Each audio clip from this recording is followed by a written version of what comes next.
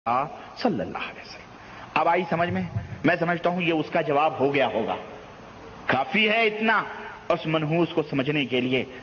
और उसने गालियां दी हैं हिंदुस्तान में एक बेचारे लड़का है भी जर्जीस अंसारी को, उसके मुकाबले में ये नजिसुल ताहिरुल कादरी है ना पाकिस्तान में, हमारे यहाँ बिहार में ताहिर ग्यावी, जिसको मैंने नजिस ग्यावी का नाम दिया हुआ है। मैंने उससे मेरे बातचीत हुई, बिल्कुल भीगी बिल्ली बन के म्याऊं म्याऊं कर रहा था मेरे सामने, और बहरहाल वो कैसेट आएगी इंशाल्लाह। तो जनाब आली वो मऊनाथ भंजर में बेचारे जर्जीस को ऐसी ऐसी गालियां दी हैं कि मैं कभी सुनाऊंगा इंशाल्लाह, मैं लाऊंगा स्टेज पर उसे भी, और वो गालियां ऐसी ऐसी, और ये उलमाए देवबंद का रूप, मुझे हैरत हुई इसको गालियां दिलाने के लिए मनहूस को, और उलमाए देवबंद, और इतनी गालियां उसे दी हैं कि अल्लाह की पनाह। मैंने पुलिस, हमारे एक दोस्त ने बताया कि मऊ की पुलिस ने यह कहा, कहने लगे कि वो जो अपने आप को वहाबी कहते हैं या अहले हदीस लोग हैं, उनके मौलवी तकरीर करते हैं तो कुरान और हदीस की रोशनी में तकरीर करते हैं, वो तो अल्लाह रसूल की बात करते हैं। हिंदू पुलिस और ये कौन सी ग्रुप के लोग हैं कि जब इनकी तकरीर होती है तो उनको गालियां ही देते हैं, उनको सिर्फ गालियां देते हैं। ये हाल है इनका, ये हाल है, बिलबिला रहे हैं ये। तो अर्ज करने का मतलब यह है कि मेरे अजीज, इस तरह के जो है हादसात होते रहते हैं। बहरहाल तो मैं अर्ज ये कर रहा था, मैं क्या कह रहा था, मैं अर्ज, मेरे साथ आप भी बहुत ज्यादा दूर निकल जाते हैं असल में, समझ रहे हैं। मैं अर्ज ये कर रहा था कि बिल्कुल ये जो किताब है इंशाअल्लाह तबारक ताला, इसके पूरे नमूने आप जो है सुनेंगे। और मैं अर्ज ये कर रहा था कि बच्चे को इन्होंने ये सिखाया हुआ है कि जो तुम्हारी मुखालिफत करे, जो तुम्हारी मुखालिफत करे वो क्या है, वहाबी है। और देवबंदियों ने सिखाया हुआ है जो तुम्हारी मुखालिफत करे वो गैर मुक़ल्लिद है, ला मजहब है, ये है वो है, दुनिया भर का वो सिखाते हैं। उस जाहिल बेचारे को ये पता नहीं है कि कलमे का माना क्या है, कलमे का मफहूम क्या है।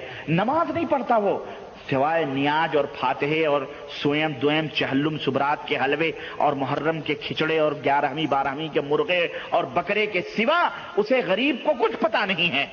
लेकिन इतना जरूर उसे नमाज कैसे पढ़ा जाए, सफ में कैसे खड़ा हो जाए, और जो है सजदे में क्या पढ़ा जाए, बैन सजदेन क्या पढ़ा जाए, ईमान के अरकान कितने हैं, इस्लाम के अरकान कितने हैं, इसका कोई पता हमारे यहाँ के इन 70% मुल्ला ने नहीं देते हैं।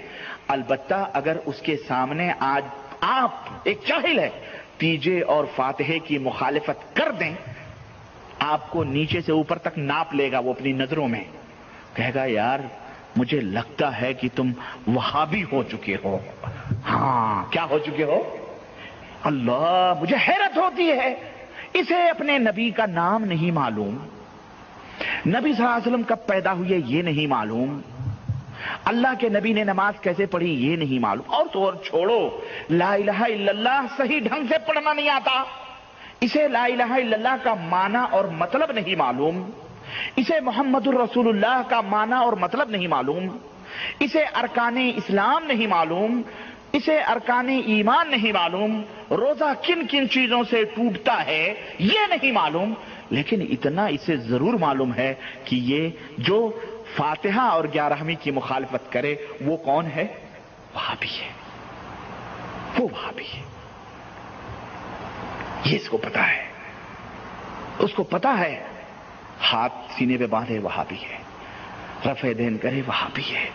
ये निशानियां इनके जहनों में बिठा दी गई हैं, इन गरीब बेचारे मुसलमानों के जहन। इनकी औरतें सीने पे हाथ बांधें, वो वहाबन न कहलाएं, वो वहाबन।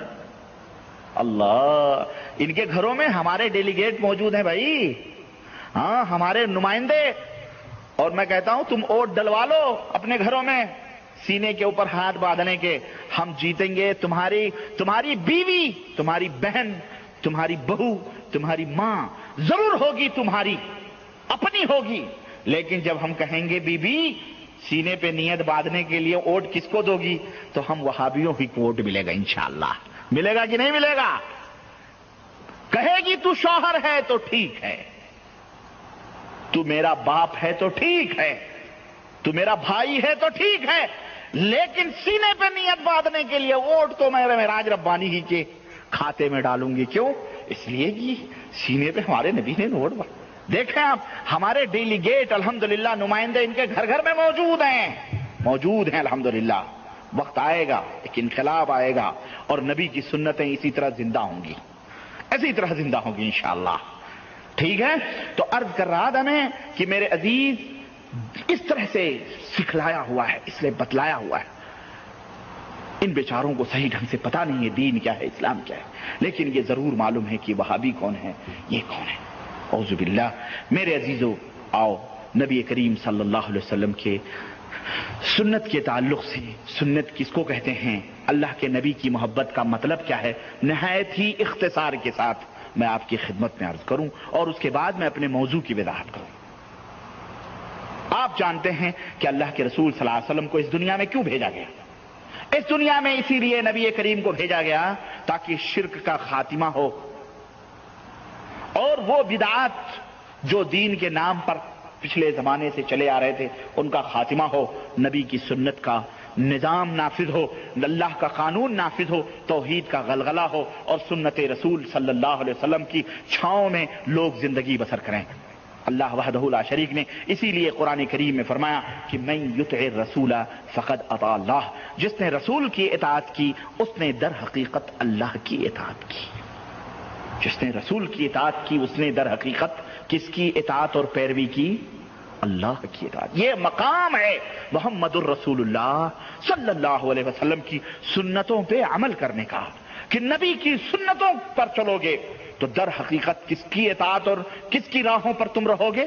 اللہ وحدہ لا شریک کی راہوں پہ تم رہو گے.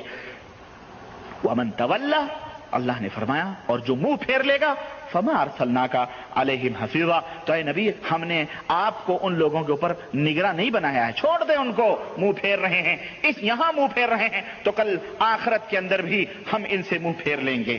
اسی طرح سے اللہ تبارک و تعالی نے اپنے نبی کے بھیجنے کا مقصد قرآن کریم میں بیان فرمایا، هو الذی ارسل رسولہ بالہدی ودین الحق لیظہرہ علی الدین کلہ. اللہ نے فرمایا کہ ہم نے رسول کو بھیجا اور دین حق دے کر کے بھیجا، عمل صالح دے کر کے بھیجا، دین دے کر کے بھیجا تاکہ تمام دینوں کے اوپر اس دین اسلام کو غالب کریں، تاکہ تمام لیظہروا علی الدین کلہ، تمام دین ختم ہو جائیں اور صرف ایک دین باقی رہے جو محمد الرسول اللہ صلی اللہ علیہ وسلم لے کر کے آئے ہیں. اور چنانچہ ہمارے نبی آئے، لوگوں نے ماننا شروع کیا، تاریکیاں چھٹنا شروع ہوئیں، لیکن کچھ مخالفین بھی پیدا ہوئے اور ایسے مخالفین، اللہ اکبر، سنت رسول کے مخالفین، اللہ اکبر، قرآن کریم میں اللہ نے ان کا نقشہ کھینچا ہے. اور اللہ سے دعا کرو اور اپنے اپنے دل کا جائزہ لو، کہیں تمہارے اندر بھی وہی بیماریاں تو نہیں ہیں؟ اگر ہیں تو توبہ کرو. بیماریاں اللہ نے ذکر فرمائیں اور وہ بیماریاں کیا تھیں؟ نبی کے دشمن کون تھے؟ سنو، اللہ وحدہ لا شریک نے فرمایا، وَإِذَا قِيلَ لَهُمُ اتَّبِعُوا مَا أَنزَلَ اللَّهُ قَالُوا بَلْ نَتَّبِعُ مَا أَلْفَيْنَا عَلَيْهِ آبَاءَنَا أَوَلَوْ كَانَ آبَاؤُهُمْ لَا يَعْقِلُونَ شَيْئًا وَلَا يَهْتَدُونَ.